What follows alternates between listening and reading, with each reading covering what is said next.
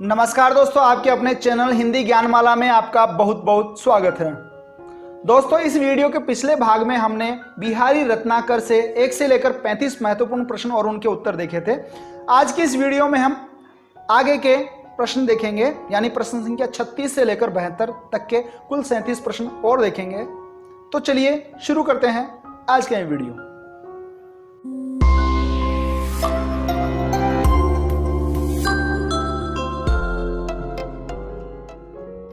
दोस्तों, वीडियो शुरू करने से पहले मेरी आपसे रिक्वेस्ट है कि अगर आपने इस वीडियो का फर्स्ट पार्ट नहीं देखा है तो उस फर्स्ट पार्ट को जरूर देखें और उसके बाद ही ये सेकंड पार्ट देखें। और अगर ये वीडियोस आपको पसंद आते हैं तो वीडियो को लाइक करें। चैनल को अभी तक आपने सब्सक्राइब नहीं किया तो चैनल को भी सब्सक्राइब करें। और वीडियो के अंत में आपको अपना आंसर स्कोर बताना है, आपने कुल कितने सही जवाब दिए ये हमें कमेंट करके बताना है। और वीडियो के बारे में आप अपनी राय भी हमें कमेंट करके जरूर बताएं। तो चलिए वीडियो में आगे बढ़ते हैं। दोस्तों, 36वां प्रश्न है, जुबती जौन है मैं मिली गई, नेक न होती लखाई, सौंधे के डोरी लगी अली, चली संग जाई। इस दोहे का मूल भाव क्या है? ये दोहा संख्या 7 है। तो आपको यहाँ विकल्प में से बताना है कि इस दोहे का मूल भाव क्या है। विकल्प ए है नायिका वियोग, बी नायिका का संयोग रूप, सी अंतरंगिनी सखियों द्वारा नायिका के शरीर के गोराई व सुगंध का वर्णन, या फिर डी उपयुक्त में से कोई नहीं। तो यहाँ पर सही जवाब होगा विकल्प सी, अंतरंगिनी सखियों द्वारा नायिका के शरीर के गुराई व सुगंध का वर्णन। इस दोहे में यानी दोहा संख्या 7 में नायिका की सखियों द्वारा नायिका के शरीर की सुगंध का वर्णन मुख्यतः किया गया है और गुराई यानी गौर वर्ण का वर्णन किया गया है। प्रश्न संख्या 37 देखिए, यह भी दोहा संख्या 7 से ही लिया गया है। इस दोहे में कौन से दो अलंकार? इस दोहे में दो अलंकार है, आपको बताना है। विकल्प ए यमक और उत्प्रेक्षा, बी रूपक और यमक, सी अतिशयोक्ति और श्लेष, या फिर डी यमक और श्लेष। तो यहां सही जवाब होगा विकल्प सी, अतिशयोक्ति और श्लेष अलंकार। क्योंकि युवती नायिका के गौर वर्ण के कारण चांदनी में मिल जाने का अतिशयोक्तिपूर्ण यहां पर वर्णन किया गया है। और यहाँ रूप का अतिशयोक्ति अलंकार है। और यहाँ अली शब्द के दो अर्थ लिए गए हैं, एक है अली यानी भंवरा और दूसरा है सखी। इसलिए अली शब्द के दो अर्थ लेने के कारण यहाँ पर श्लेष अलंकार होगा और दूसरा अलंकार होगा अतिशयोक्ति अलंकार। प्रश्न संख्या 38 देखिए, हो रीझी लखी रीझी हो, छवि ही छबीले लाल, सोन जूही सी होती दुती, मिलत मालती माल। इस दोहे में वर्णित भाव क्या है? यह दोहा संख्या 8 है। नायक का मिलन है, बी दूती का संदेश है, सी नायिका की सखी द्वारा नायक के सम्मुख नायिका की सुंदरता का वर्णन है, या इनमें से कोई नहीं। तो सही जवाब होगा यहां पर विकल्प सी, नायिका की सखी द्वारा नायक के सम्मुख नायिका की सुंदरता का वर्णन इस दोहे में किया गया है। प्रश्न संख्या 39 देखिए, हो रीझी लखी रीझी हो, छबीले लाल, सोन जूही सी होती दुती, मिलत मालती माल। दोहा संख्या 8 ही है। इस दोहे में कौन सा अलंकार है? तो यहां सही जवाब होगा विकल्प डी, रूप का अतिशयोक्ति अलंकार। प्रश्न संख्या 40, बह के सब जिए की कहत, ठोरू कुठारू लखे न, छिन और से ए छवि छाके नैन। इस दोहे में नायिका के किस अंग का वर्णन किया गया है? विकल्प है ए नेत्र, बी कान, सी होठ, डी हृदय। सही जवाब होगा यहां पर विकल्प ए नेत्र। प्रश्न संख्या 41, बह के सब जिए की कहत, ठोरू उठारू लखे न, नायिका के हृदय की सब गुप्त बातें प्रकट होने का प्रमुख क्या कारण है? यह दोहा संख्या 9 है। विकल्प है ए नायिका का चेहरा, बी नायिका की सखी, सी नायिका के नैन, या फिर डी उपयुक्त सभी। तो सही जवाब होगा यहां पर विकल्प सी, नायिका के नैन। नायिका के हृदय की सब गुप्त बातों को प्रकट करने के जो कारण है वो है नायिका के नैन। प्रश्न संख्या 42, इस दोहे में नायिका के नेत्रों की तुलना किसके साथ की गई है? विकल्प है ए मछली से, बी शराबी से, सी मृग से, या फिर डी पथिक से। तो यहां विकल्प बी सही जवाब होगा, शराबी से। इस दोहे में नायिका के नेत्रों की तुलना एक शराबी व्यक्ति से की गई है। अगला प्रश्न देखिए, फिरी फिरी चितू उस ही रहतू, टूटी लाज की लाज, अंग अंग छवि झोर में भयो भोर की नाव। इस दोहे का मूल भाव क्या है? दोहा संख्या 10 है। नायक द्वारा अपने स्नेह का वर्णन, बी नायक की उत्कंठा का वर्णन, सी दोनों की मनोदशा का वर्णन, दोनों मतलब नायक और नायिका की मनोदशा का वर्णन, डी नायिका द्वारा अपनी सखी से अपनी स्नेह दशा का वर्णन। सही जवाब होगा यहाँ पर विकल्प डी, नायिका द्वारा अपनी सखी से अपनी स्नेह दशा का वर्णन इस दोहे में किया गया है। प्रश्न संख्या 44, फिरी फिरी चित्तू उस ही रहतू टूटी लाज की लाज, अंग अंग छवि झोर में भयो भोर की नाव। इस दोहे में नायिका की हृदय की तुलना किसके साथ की गई है? तो यहाँ विकल्प है ए भंवर में फंसी नाव से, बी शराबी व्यक्ति से, सी कस्तूरी मृग से, या फिर डी पुष्प में बंद भ्रमर से। सही जवाब होगा यहाँ पर विकल्प ए भंवर में फंसी नाव से। इस दोहे में नायिका के हृदय की तुलना भंवर में फंसी हुई नाव से की गई है। प्रश्न संख्या 45, नीकी दई अनाकनी फीकी परी गुहारी, तजो मनो तारन बिरदू बारक बारनू तारी। दोहा संख्या 11 है और इसमें किसको तारने की बात कही गई है? विकल्प देखिए, ए अहल्या को, बी हाथी को, सी संसार को, डी द्रौपदी को। सही जवाब होगा यहाँ पर विकल्प बी हाथी को। प्रश्न संख्या 46, दोहा संख्या 11 से ही ये प्रश्न है।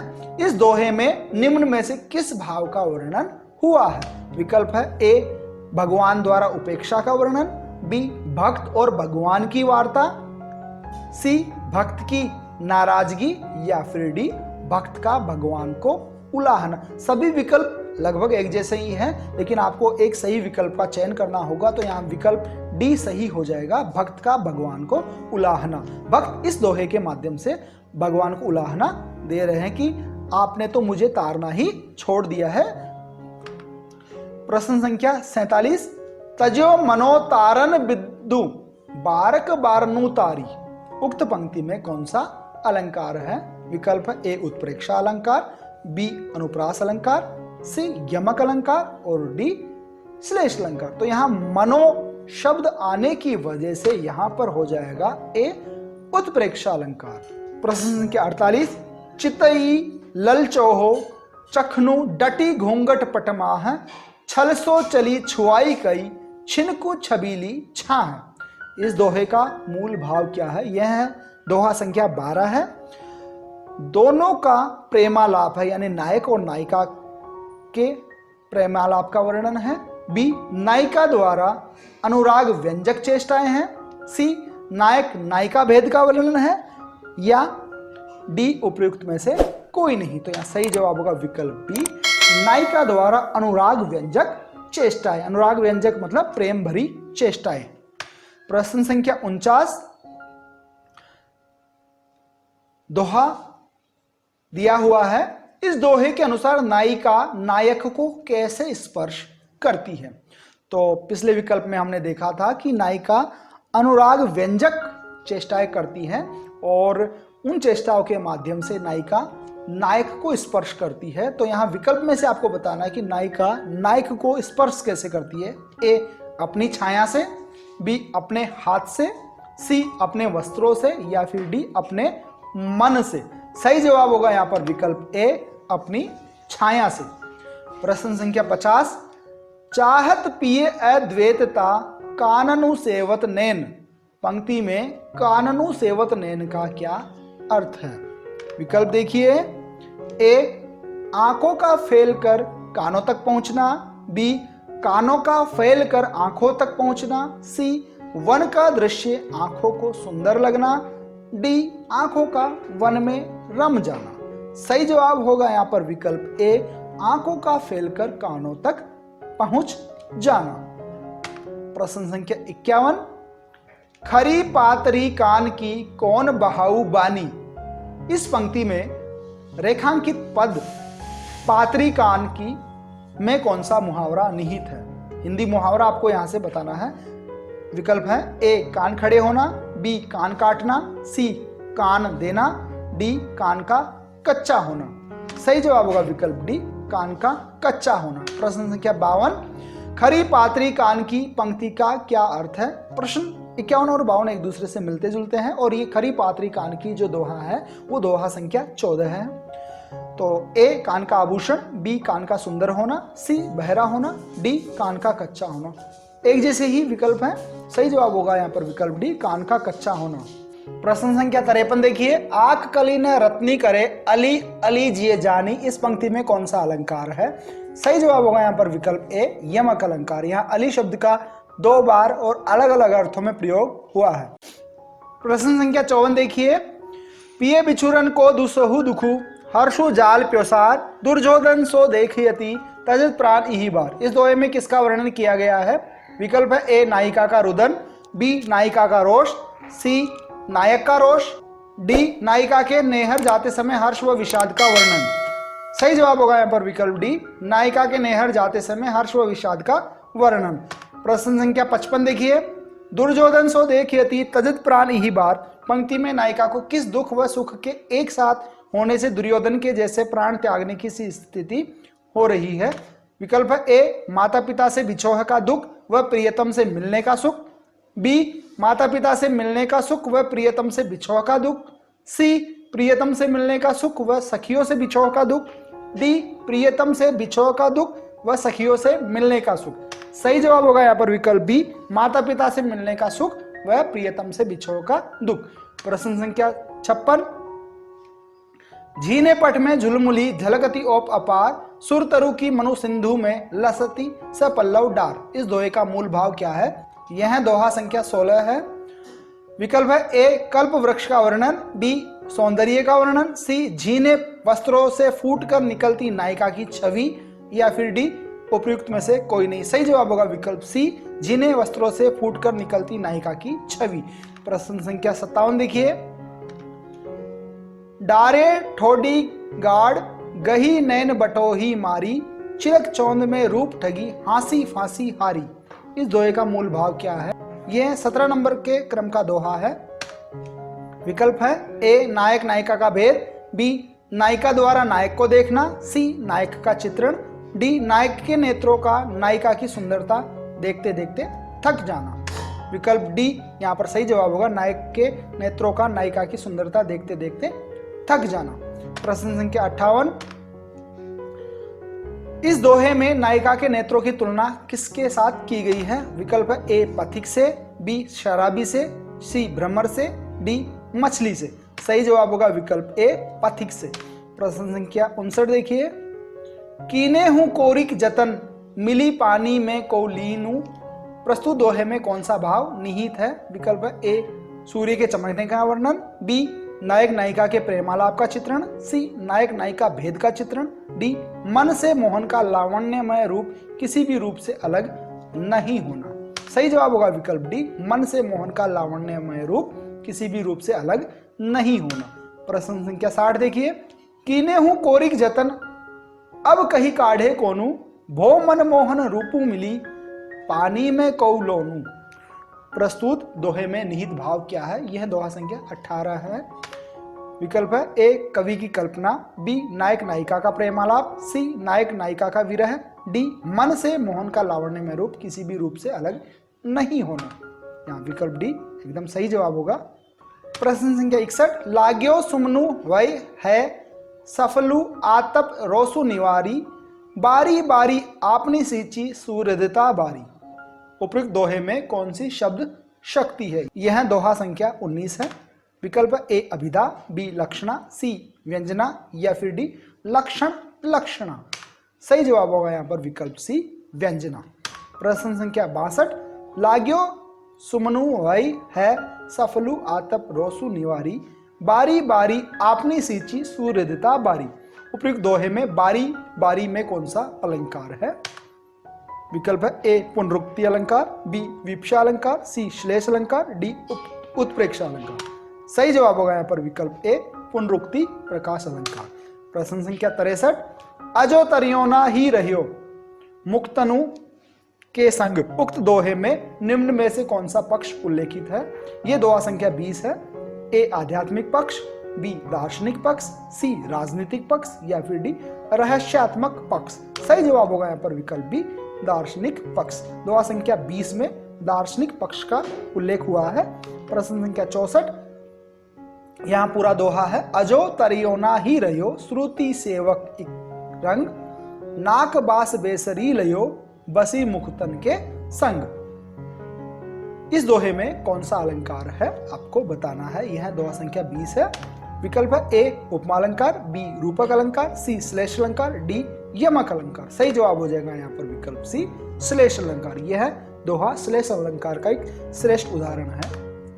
प्रश्न संख्या 65, इस पंक्ति में कौन सा अलंकार है। यह प्रश्न फिर से पूछा गया है लेकिन विकल्प यहाँ पर चेंज हो गया है।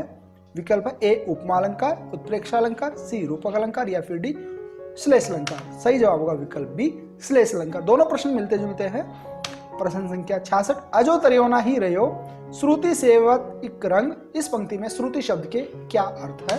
विकल्प है ए कान और सुनना, बी सुनना और वेद, सी कान और वेद, डी कान और शास्त्र। सही जवाब होगा यहाँ पर विकल्प सी कान और वेद। प्रश्न संख्या 67 देखिए, अजो तरियोना ही रहो श्रुति सेवक इक रंग। इस पंक्ति में तरियोना शब्द का किन दो अर्थों में प्रयोग हुआ है। विकल्प है ए कर्णफूल और दूसरा तरा नहीं यानी निकृष्ट जीव, बी नाक का आभूषण और महाअधम व्यक्ति, सी कर्णफूल और नाक का आभूषण या डी उपयुक्त में से कोई नहीं। सही जवाब होगा यहाँ पर विकल्प ए कर्णफूल और दूसरा तरा नहीं यानी निकृष्ट जीव। यहां तक बिहारी रत्नाकर से 1 से लेकर 20 तक के दोहे समाप्त हो जाते हैं और ये 67 प्रश्न आपके लिए आरपीएससी द्वारा आयोजित होने वाली आरपीएससी फर्स्ट ग्रेड की भर्ती तक के लिए पर्याप्त है। आगे के प्रश्न दोहा संख्या 21 से लेकर 25 में से बनाए गए हैं। वो प्रश्न अतिरिक्त है जो कि आरपीएससी सेकंड ग्रेड के लिए उपयोगी हैं। तो अगर आप आरपीएससी सेकंड ग्रेड की तैयारी कर रहे हैं और अगर आप ज्ञान बढ़ाना चाहते हैं तो आप आगे बढ़ सकते हैं। अगर आप फर्स्ट ग्रेड की तैयारी कर रहे हैं आरपीएससी की तो आप यहां तक ये वीडियो छोड़ सकते हैं। प्रश्न संख्या 68 देखिए, विषय तृषा परिहरि अजो नरहरि के गुण गाऊं। दोहे में नरहरि शब्द में कौन सा अलंकार है। विकल्प है ए यमक अलंकार, बी रूपक अलंकार, सी उत्प्रेक्षा अलंकार या फिर डी श्लेष अलंकार। तो यह सही जवाब होगा विकल्प डी श्लेष अलंकार। यहाँ नरहरि शब्द से दो अर्थ लिए गए हैं। पहला है नरसिंह भगवान और दूसरा है नरहरि बिहारी के दीक्षा गुरु नरहरि दास। ये दोहा संख्या 21 से बनाया हुआ प्रश्न है। प्रश्न संख्या 69 देखिए, पलनु पीक अंजनु अधर धरे महावरु भाल, आजू मिले सु भली करी भले बने हो लाल। इस दोहे में निम्न में से कौन सा भाव व्यंजित हुआ है। यह दोहा संख्या 22 है।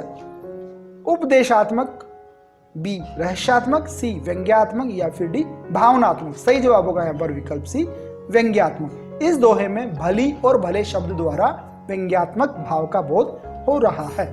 प्रश्न संख्या 70, लाज गर्भ आलस उमग भरे नैन मुस्कात, राती रमी रति देती कही औरे प्रभा प्रभात। इस दोहे के अनुसार नायिका के नेत्रों में क्या दिखाई देता है। ए लज्जा, बी आलस, सी उमंग या फिर डी उपयुक्त सभी। सही जवाब होगा यहाँ पर विकल्प डी उपयुक्त सभी। प्रश्न संख्या 71 देखिए, नायिका की सखिया किसी ने किसी प्रकार का बहाना करके क्यों चली जाती है। क्योंकि ए पति को बुरा लग रहा था, बी उनको क्रोध आ रहा था, सी उनको नींद आ रही थी या फिर डी नायिका के पति ने नायिका से रति की इच्छा प्रकट की थी। ये दोहा संख्या 24 से प्रश्न बनाया हुआ है। विकल्प डी यहाँ पर सही जवाब हो जाएगा। नायिका की सखिया कोई न कोई बहाना बनाकर वहां से इसलिए चली गई क्योंकि नायिका के पति ने नायिका से रति की इच्छा प्रकट की थी। प्रश्न संख्या 72 देखिए, तो पर बारो उर्वशी सुनी राधी के सुजान, तू मोहन के उर्वशी वही उर्वशी समान। इस दोहे में कौन सा अलंकार है। विकल्प देखिए, ए रूपक अलंकार, बी उत्प्रेक्षा अलंकार, सी यमक अलंकार या फिर डी श्लेष अलंकार। ये 25वें दोहे से बनाया हुआ प्रश्न है। सही जवाब हो जाएगा यहाँ पर विकल्प सी यमक अलंकार। तो दोस्तों आज की इस वीडियो में बस इतना ही। दोस्तों अगर आप ये वीडियो अभी तक देख रहे हैं तो आपके द्वारा दिए गए सही जवाब यानी आपका स्कोर हमें कमेंट करके बताना है। किसी भी प्रकार की शंका, कोई प्रश्न या सुझाव हो तो इसके लिए भी आप हमें कमेंट कर सकते हैं। चैनल को अभी तक आपने सब्सक्राइब नहीं किया तो चैनल को भी सब्सक्राइब कर लें। तो मिलते हैं एक नई वीडियो में। धन्यवाद दोस्तों। जय हिंद, जय